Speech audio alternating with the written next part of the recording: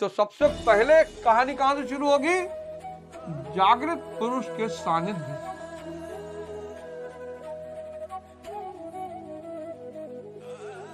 जब आप किसी जागृत पुरुष के सानिध्य में आएंगे, उसके संपर्क में आएंगे, उसके ऊर्जा पुंज में आएंगे, तो आपकी जो सुरा है, श्वास, ये चार्ज होगी। बड़ा प्यारा अनुभव होगा। ये प्यारा अनुभव कहां पहुंचेगा? मन के पास। और यहीं से इच्छा पैदा हो। कोई आपको शराब की पार्टी में नहीं बुला रहे हैं, कोई बर्थडे पार्टी में नहीं बुला रहे हैं, लेकिन आप सबको निमंत्रण दे रहे हैं कि जीवन के इस अवसर को मत चूकिए। जीवन व्यर्थ मत गंवाइए। परमार्थ, सेवा। लेकिन परमार्थ और सेवा आप तभी कर पाएंगे जब आप शक्तिमान हो जाएंगे। जय हिंद फ्रेंड्स। गुरुदेव भगवान की चरणों में सादर प्रणाम, सादर नमन। 3 अध्याय गीता के समाप्त हो चुके हैं। 3 अध्याय, और इन 3 अध्यायों ने आपको जीवन का एक बिल्कुल नया आयाम दिया होगा। आमतौर पर मैंने देखा कि लोग जीवन का उद्देश्य समझ ही नहीं पाते, जान ही नहीं पाते, जो कि बड़ा साधारण सा उद्देश्य है, बड़ा सिंपल सा। कबीरदास जी ने कहा, कबीरदास जी ने कहा कि वृक्ष कबहु नहीं फल भखे, नदी न संचे नीर। वृक्ष कबहु नहीं फल बखे, नदी न संचे नीर, और परमारथ के कारणे साधुन धरा शरीर। वृक्ष अपना फल खुद नहीं खाता, नदी अपना पानी खुद नहीं पीती, ऐसे ही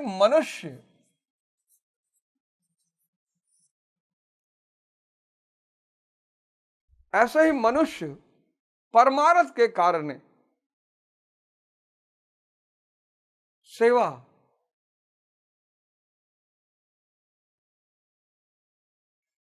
सेवा, यहां मैं नहीं है, यहां मैं नहीं है।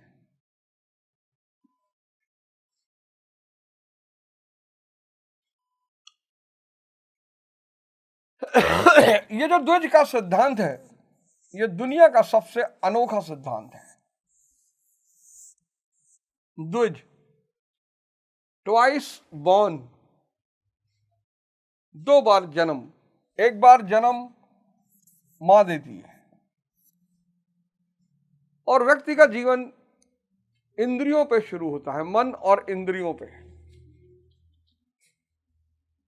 लेकिन ये माया का जीवन है। इस जीवन में कुछ भी मिल जाए, आप आईएएस बन जाओ, आईपीएस बन जाओ, डॉक्टर बन जाओ, इंजीनियर बन जाओ, प्रधानमंत्री बन जाओ, अरबपति बन जाओ, कोई फायदा नहीं।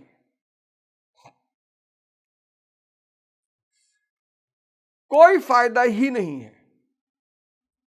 ये जो दूसरा जीवन है, जो गुरु देता है, चेतना का जीवन,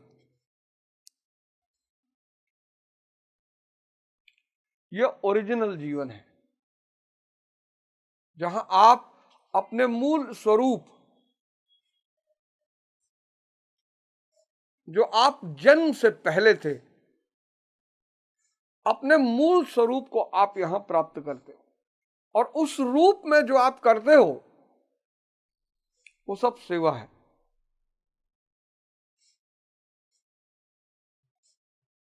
जिस दिन समाज में 70 से 80% जागृत आत्माएं हो जाएंगी, राम राज्य हो जाएगा।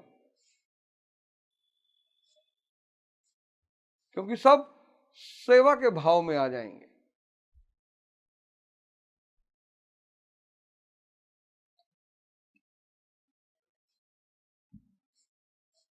हर मनुष्य, प्रत्येक मनुष्य को, ऐसा कोई मनुष्य ही नहीं है जिसको इस रास्ते से गुजरना ना पड़े।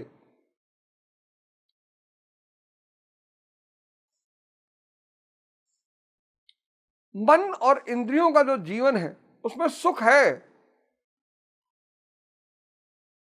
सुख।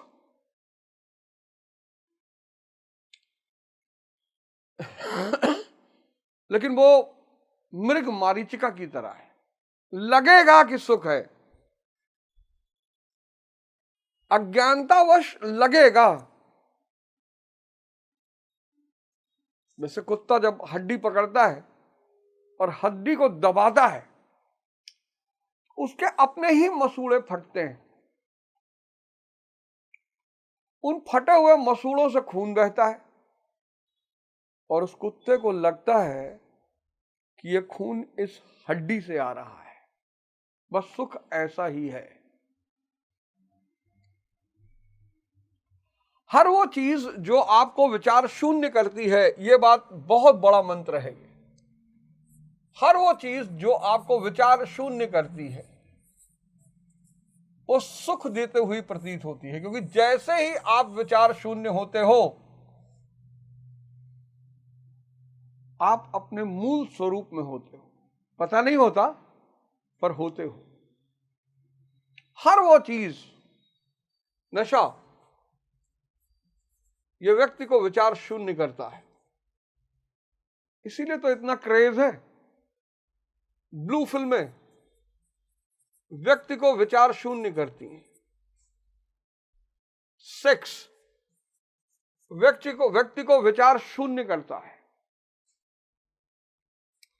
झूला व्यक्ति को विचार शून्य करता है। एडवेंचर व्यक्ति को विचार शून्य करता है।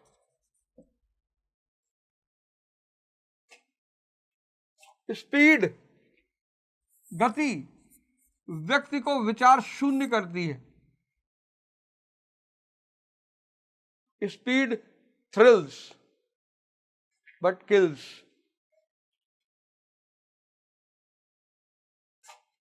देखो,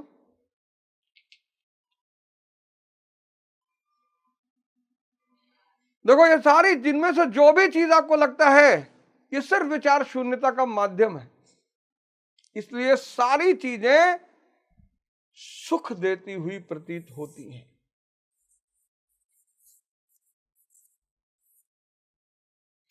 ये सारी चीजें सुख देती हुई प्रतीत होती हैं, सारी। और पूंजीवाद ने इन सब को उत्पाद बना दिया है। व्यक्ति को सुख चाहिए, पूंजीवाद ने इन सब को उत्पाद बना दिया, सबको।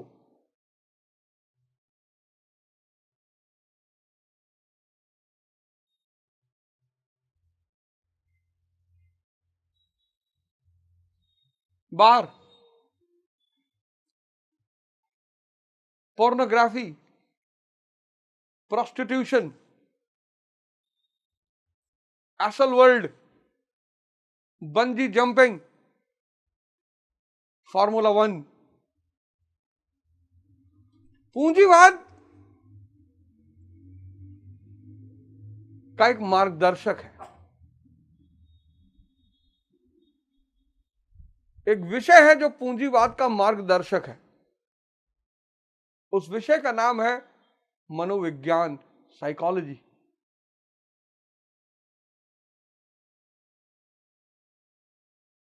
साइकोलॉजी, यह मनोविज्ञान पूंजीवाद को बताता है कि पैसा कमाने के सबसे बड़े माध्यम जुआ, यह भी व्यक्ति को विचार शून्य करता है।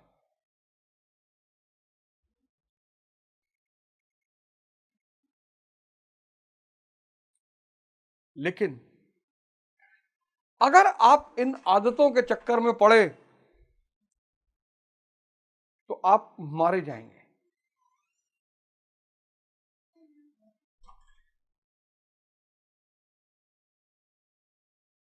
सबसे बड़ी चीज, इन सब को पाने के लिए धन का व्यय करना पड़ता है। धन का व्यय करने के लिए धन कमाना पड़ता है, और धन कमाने के दौड़ में आदमी ऐसी छोर पे पहुंच जाता है जहां न धन बचता है न जीवन।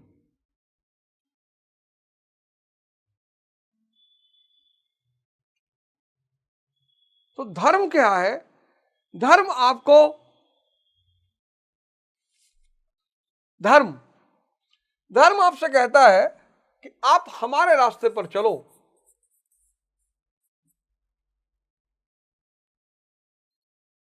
धर्म, इसका जो मार्ग है साधना का, सभी धर्म, ईसाइयत, इस्लाम, हिंदुइज्म, सिखिज्म, बुद्धिज्म, जैनिज्म, सब कहते हैं यार हम तुमको आनंद दिला सकते हैं, जो कि चेतना का स्वरूप ही है।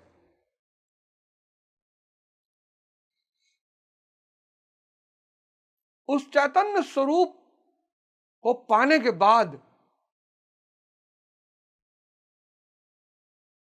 आपका जीवन स्वर्गमय हो जाएगा, आपके साथ रहने वालों का जीवन स्वर्गमय हो जाएगा।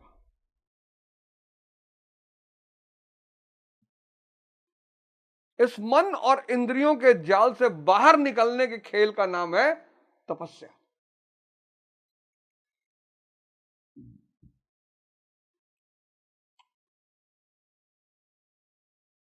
इस मन और इंद्रियों के खेल से बाहर निकलने का नाम है तपस्या।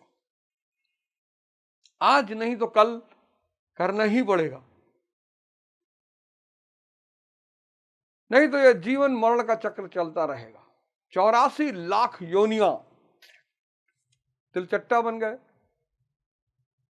ऐसा जरूरी थोड़ी है कि हर जन्म में शेर ही बनोगे। 84 लाख योनियां, 1 लाख योनियां तो सिर्फ प्रशांत महासागर में है। 84 लाख योनियां, और कई कई योनियां हैं जिनकी उम्र 300-300 साल है। कछुआ बन गए, छिपकली बन गए, सांप बन गए।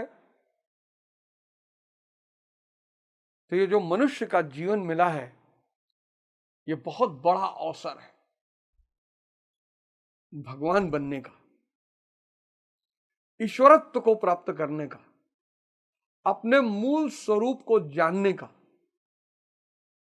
इस आवागमन के चक्र से बाहर निकलने का।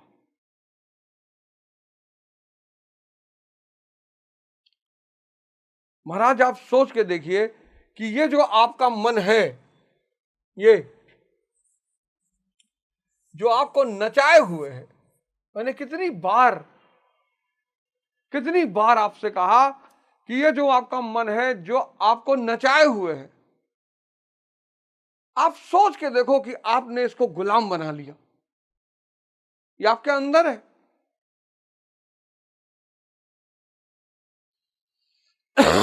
ये आपके अंदर है, आपके शरीर का हिस्सा है।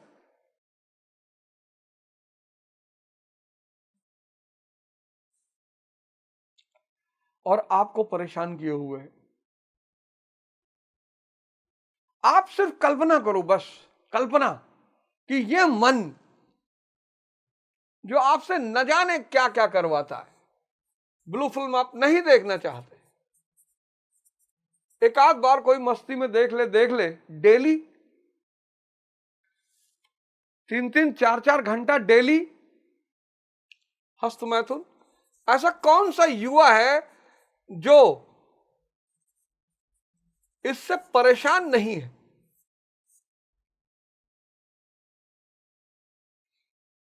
वीर, धातु, ऐसे ऐसे शब्दों का इस्तेमाल हुआ है।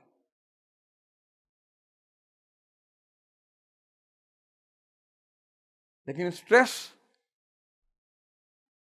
स्ट्रेस सबसे बड़ा कारण है हस्तमैथुन का, ब्लू फिल्म का। फिर सोशल मीडिया,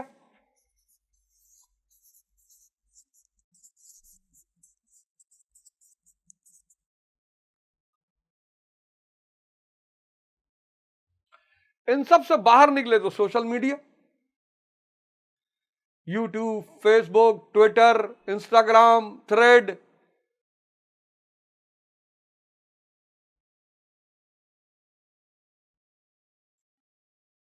फिर मॉल, फिर बार,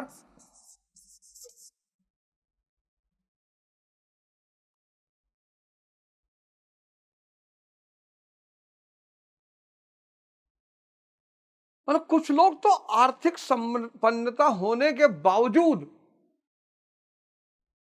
नरक का जीवन जी रहे हैं। नर्क का नर्क, एक से एक गाड़ियां रखी हैं, घर है, मकान, पैसा,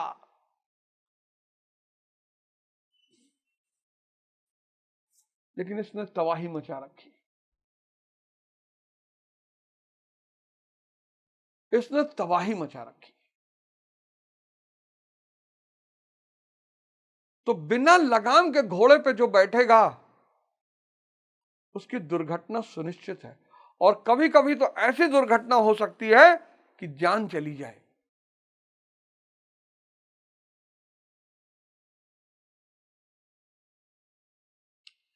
कभी कभी तो ऐसी दुर्घटना हो सकती है कि जान चली जाए, जान।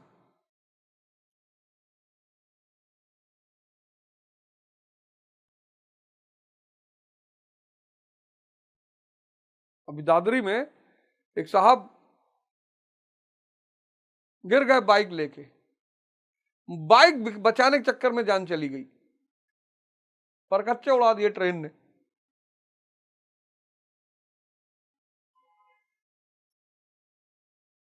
तो आप सबको निमंत्रण है इस चौथे अध्याय की शुरुआत के साथ साथ, इस चौथे अध्याय की शुरुआत के साथ साथ आप सबको निमंत्रण है जीवन के परिवर्तन की धारा में। आप सबको,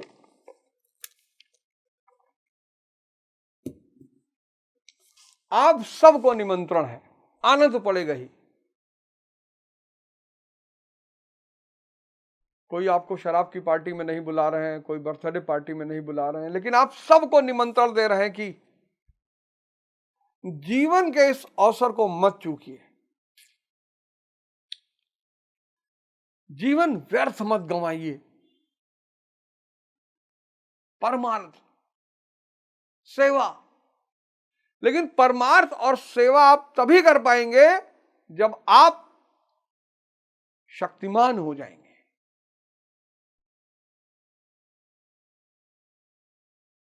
इतनी शक्ति आपके पास आ जाएगी कि आप सेवा कर सकें।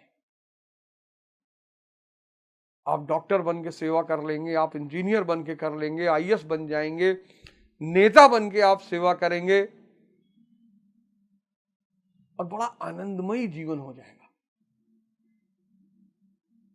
हमारे जितने युवा भाई बहन हैं, स्कूल में है, कॉलेज में है, तैयारी कर रहे हैं, मैं सबको निमंत्रण दे रहा हूं, सबको, आप सबको निमंत्रण दे रहा हूं कि आइए इस रास्ते पर। और कोई रास्ता है नहीं। ध्यान करेंगे, होश बढ़ेगा। ध्यान करेंगे तो होश बढ़ेगा, होश। ध्यान करेंगे, होश बढ़ेगा। जैसे ही होश पैदा होगा, ऐसे ही अनुशासन पैदा हो जाएगा। अनुशासन से श्रम पैदा हो जाएगा। अनुशासन से निरंतरता पैदा हो जाएगी। निरंतरता से श्रम पैदा हो जाएगा। आप कहते हो ना ध्यान से क्या मिलेगा? देखो, ध्यान से होश मिलेगा, होश। जैसे ही आप अपनी सांसों पे आओगे, तीसरे अध्याय में बताया, श्वास प्रश्वास यज्ञ ही कर्म है। जैसे आप श्वास से जुड़ोगे, हनुमान जी को पकड़ोगे, हनुमान जी तुरंत राम जी को, चेतना को पकड़ लेंगे। आप पढ़ने बैठ जाओगे, आप योग करने चले जाओगे। ये होश जो है ना, ये अनुशासन पैदा करेगा। ये तीन शब्द तो आपने बहुत सुना, अनुशासन, निरंतरता और श्रम, discipline, consistency and hard work. लेकिन अनुशासन कहां से मिले? ध्यान से। ध्यान से होश पैदा होगा। होश, निरंतर मन पर नजर बनी रहेगी, निरंतर। या आप इससे कहेंगे प्राणायाम करना है, कहेगा 1 घंटे बाद, आप कहेंगे क्यों? साली आ रही है, क्यों 1 घंटे बाद? और उसके पास कोई जवाब नहीं होगा। होश, ये डायग्राम बनाकर जहां पढ़ते हैं लगा लीजिए।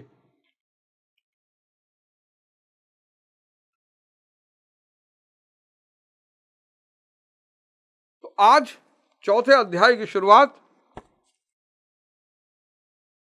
श्री सद्गुरुआय नमः। अध्याय 3 में योगेश्वर श्री कृष्ण ने आश्वस्त किया कि दोष दृष्टि से रहित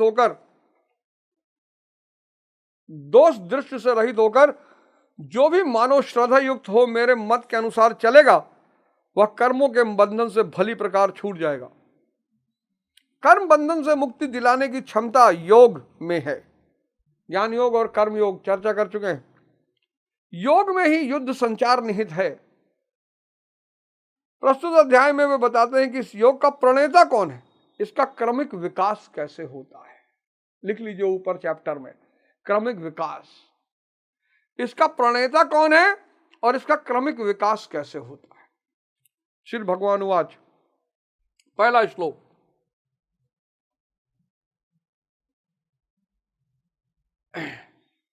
इमं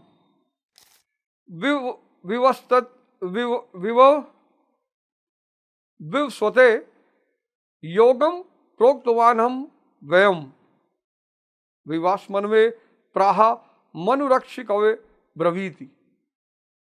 अर्जुन, मैंने इस अविनाशी योग को कल्प के आदि में विवस्वान के प्रति कहा।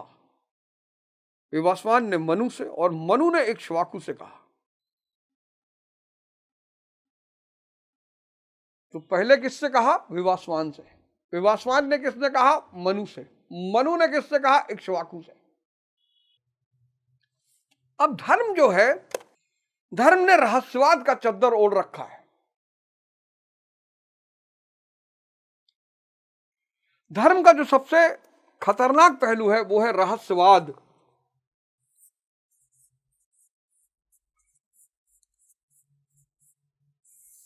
मिस्टिसिज्म। अगर आप इसको डिकोड नहीं करोगे ना, अगर आप इस रहस्य को खोलोगे नहीं, तब तो आप फंस जाओगे। यज्ञ का मतलब ज्यादातर लोग क्या समझते हैं? आग जलाओ, उसमें सामग्री डालो, यज्ञ। यज्ञ श्वास प्रश्वास, श्वास जा रही है, आपका ध्यान है उसमें। श्वास आ रही है, आपका ध्यान है। श्वास देख रहे हैं, मन टूट रहा है, ध्यान श्वास पर, श्वास चेतना पर। अब कोई काम बेहोशी में नहीं हो रहा है, होश में।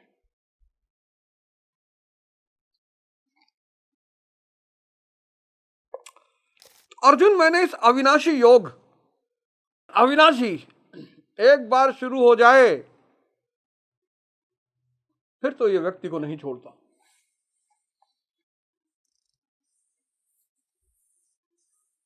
एक बार आप इसे पकड़ लो फिर तो ये आपको छोड़ेगा ही नहीं। और कहीं गलती से थोड़ी सी मेहनत कर ली आपने और पकड़े रह गए आप। मैं आपको बताऊं, जब शुरुआत में मैंने ध्यान करना शुरू किया बहुत बहुत कष्ट,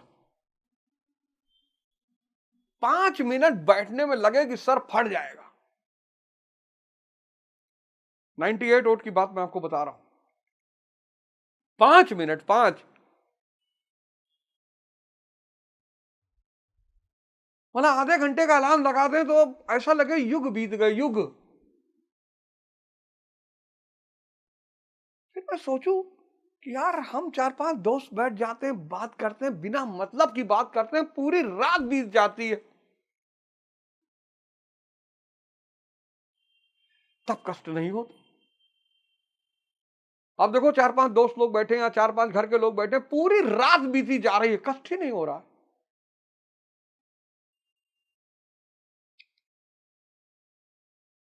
मूवी देख रहे हैं, कष्ट नहीं हो रहा।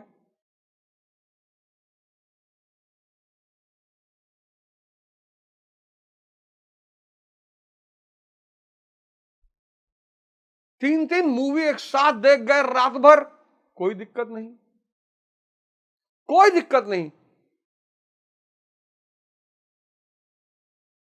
लेकिन जैसे ही आंख बंद करो, अरे बाप रे बाप, प्रारंभिक चरण इसका इतना खतरनाक है। इसीलिए कहते हैं ना, the road to heaven passes through hello.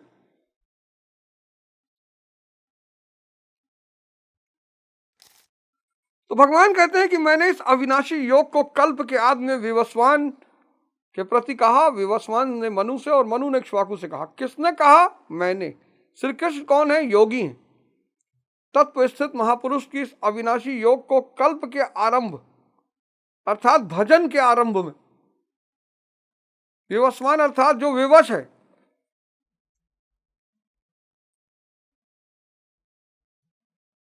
कल्प यानी भजन, भजन के आरंभ में किससे कहा? विवस्वान।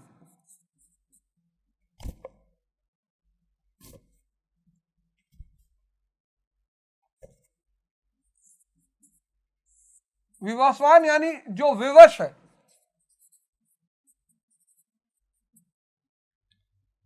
विवस्वान ने किससे कहा?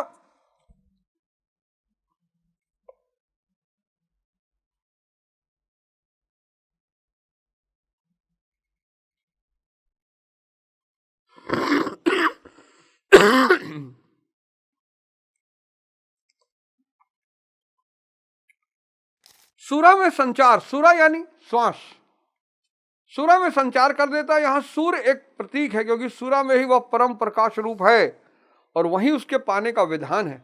वास्तविक प्रकाश दाता वही है, सांस। यह योग अविनाशी है। श्री कृष्ण ने कहा कि इसमें आरंभ का नाश नहीं होता। इस योग का आरंभ भर कर दें तो यह पूर्णत्व दिलाकर ही शांत होता है। शरीर का कल्प औषधियों से होता है, सफेद मूसली, किंतु आत्मा का भोजन से होता है। सॉरी, शरीर का कल्प औषधियों से होता है और आत्मा का भजन से। भजन का आरंभ ही आत्मकल्प का आदि है। यह साधन भजन भी किसी महापुरुष की देन है। मोहनिशा में अचेत आदिम मानव, जिसमें भजन का कोई संस्कार नहीं, योग के विषय में जिसने कभी सोचा तक नहीं, ऐसा मनुष्य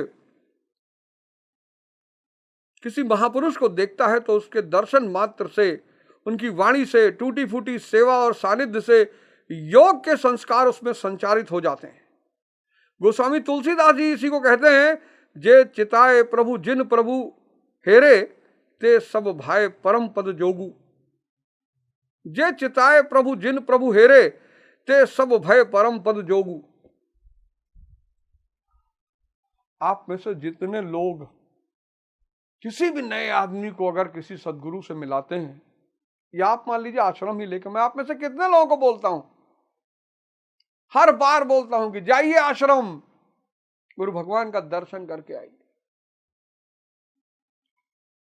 उस विशाल ऊर्जा पुंज के समकक्ष जब आप बैठेंगे, पुंज, आप तो इन दोनों आंखों से देखेंगे तो आपको शरीर दिखाई पड़ेगी, लेकिन वो मात्र शरीर नहीं है, वो एक विशाल ऊर्जा पुंज है। कोई बात नहीं, नहीं मिल पा रहे ना, कोई बात नहीं, आप वहां किसी को नहीं पहचानते, कोई बात नहीं, चाहिए सत्तेजगढ़। और ऐसा जाइए कि सुबह का भजन और शाम का भजन दोनों में बैठिए, एक एक डेढ़ डेढ़ घंटा सुनिए उनको आंख बंद करके। वो विशाल ऊर्जा पुंज की जो धारा बह रही है, सिर्फ सुनने मात्र से ही आपके अंदर ध्यान का संचार कर देगी। दिए से ही दिए को जलाया जाता है।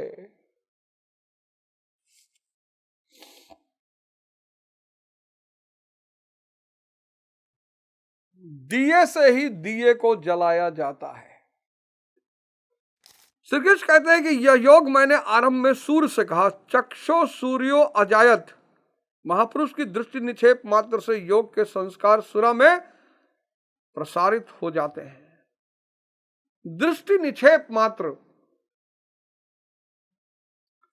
आपके श्वास में जब आप उस ऊर्जा क्षेत्र में बैठते हो तो आपका सांस चार्ज हो जाती है।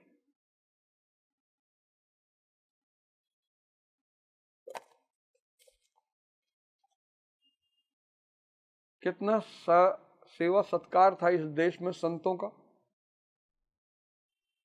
सिर्फ संगत में आ जाओगे, सिर्फ टच कर जाओगे उस पारस को, शुरू खेल शुरू। स्वयं प्रकाश स्ववश परमेश्वर का निवास सबके हृदय में है।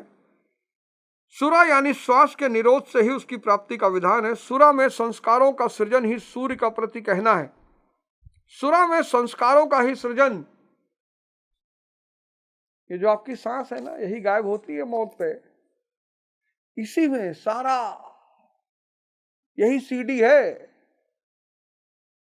सब लोड है इसी में, सब इसी में लोड है, सब 10-20 लाख जन्म ये लोड है इसमें, इतनी भयंकर सीडी है ये। समय आने पर संस्कार, यह संस्कार मन में स्फुरित होगा, यही सूर्य का मनु से कहना है। मन में स्फुरित होने पर महापुरुष के उस वाक्य के प्रति इच्छा जागृत होगी। यदि मन में कोई बात है तो उसे पाने की इच्छा अवश्य होगी, यही मन का इक्ष्वाकु से कहना है। तो सबसे पहले विवस्वान से कहा, विवस्वान ने किससे कहा? मनु से। मनु यानी मन। मनु ने फिर किससे कहा? इक्ष्वाकु से। इक्ष्वाकु यानी इच्छा।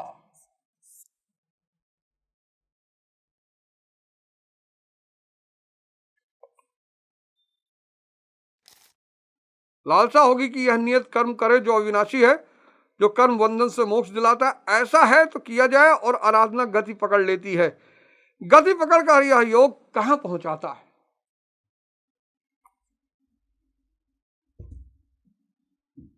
देखिए डिकोड, जो विवश है उससे कहा,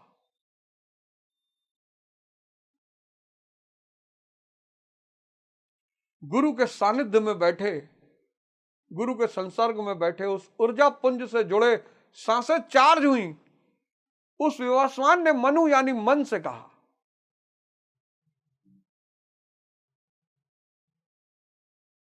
मन ने इक्ष्वाकु यानी इच्छा से कहा, और शुरू हो गई आराधना।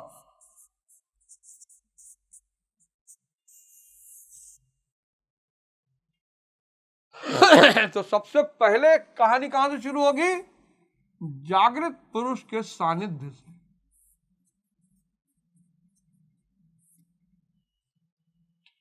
जब आप किसी जागृत पुरुष के सानिध्य में आएंगे, उसके संपर्क में आएंगे, उसके ऊर्जा पुंज में आएंगे, तो आपकी जो सुरा है, श्वास, ये चार्ज होगी। बड़ा प्यारा अनुभव होगा आपको। ये प्यारा अनुभव कहां पहुंचेगा? मन के पास, और यहीं से इच्छा पैदा होगी। और ये सब किसकी देन होगी? उस महापुरुष की।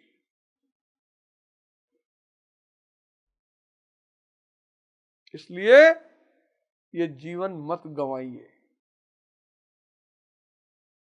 ये जीवन बिल्कुल मत गंवाइए। बड़े भाग्य मानुष तन पावा। आइए इस ध्यान के धारा में आगे बढ़ें, परिवार, समाज, राष्ट्र और विश्व के उत्थान का मार्ग प्रशस्त करें। जय हिंद, जय भारत।